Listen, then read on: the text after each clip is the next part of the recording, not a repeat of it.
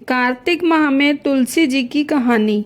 हिंदू महीनों में कार्तिक माह का अत्यधिक महत्व माना गया है। इस पूरे माह में स्नान, दान तथा अन्य धार्मिक कार्यों को करना शुभ माना गया है। कार्तिक स्नान के साथ तुलसी जी की पूजा का भी अत्यधिक महत्व है। इस माह में तुलसी जी का विवाह भी कराया जाता है। जिन्हें कन्या संतान नहीं होती, वे तुलसी जी का विवाह शालिग्राम जी से करवाकर कन्यादान का सुख पाते हैं। इसी कार्तिक माह से जुड़ी एक कहानी मैं आप लोगों को सुनाती हूँ।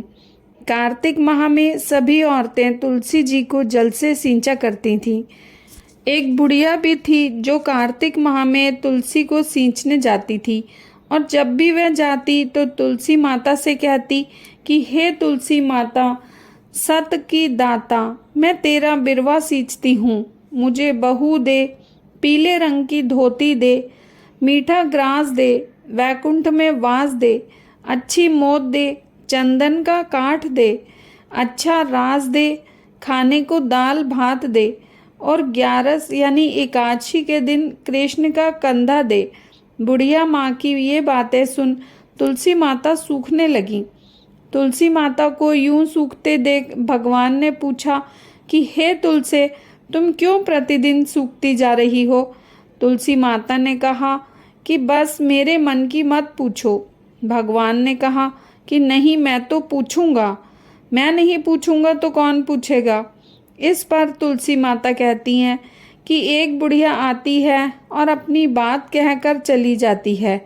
मैं उसकी सभी बातें पूरी कर दूंगी, लेकिन कृष्ण का कंधा कहाँ से लाऊंगी? भगवान कृष्ण बोले कि वह मरेगी तो अपने आप ही कांधा देने आऊँगा, तुम बुढ़िया माई से कह देना। इसके बाद बुढ़िया मर गई। बुढ़िया के मरने पर सारा गांव इकट्ठा हो गया और उसका अंतिम संस्कार आने पर उसे उठाने लगे, लेकिन वह बहुत भारी हो गई, जिससे उसकी अर्थी टस से मस नहीं हो रही थी। सभी बोले कि ये तो बहुत संस्कारी थी, बहुत पूजा पाठ करती थी, कोई पाप नहीं किया, फिर ये इतनी भारी कैसे हो गई? बूढ़े ब्राह्मण के वेश में भगवान आए और कहने लगे कि ये भीड़ कैसी है? तब गांव वाले बोले कि एक बुढ़िया मर गई, और वह भी इतनी पापिन थी कि उसकी अर्थी तक नहीं उठ रही, बहुत भारी हो गई है। भगवान बोले कि मुझे इसके कान में कुछ कहने दो, फिर ये उठ जाएगी। भगवान बुढ़िया के पास गए और उसके कान में कहा कि माई, तू अपने मन की कर ले, पीताम्बर की धोती ले, मीठा ग्रास ले, वैकुंठ में वास ले, चटक की चाल ले, चंदन का काठ ले, झालर की झनकार ले, दाल भात को जी, और कृष्ण का कंधा ले। भगवान की बातें सुनकर बुढ़िया हल्की हो गई। भगवान उसे अपने कंधे पर ले गए। बुढ़िया को मुक्ति मिल गई और वह वैकुंठ को चली गई।